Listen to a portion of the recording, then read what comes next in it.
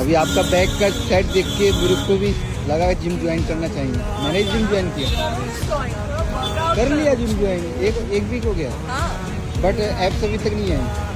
उसके लिए ज्यादा मेहनत करनी पड़ेगी ना, एक दिन में आएंगे नहीं। हाँ, लेकिन आपको जैसे ऐप चाहिए ना।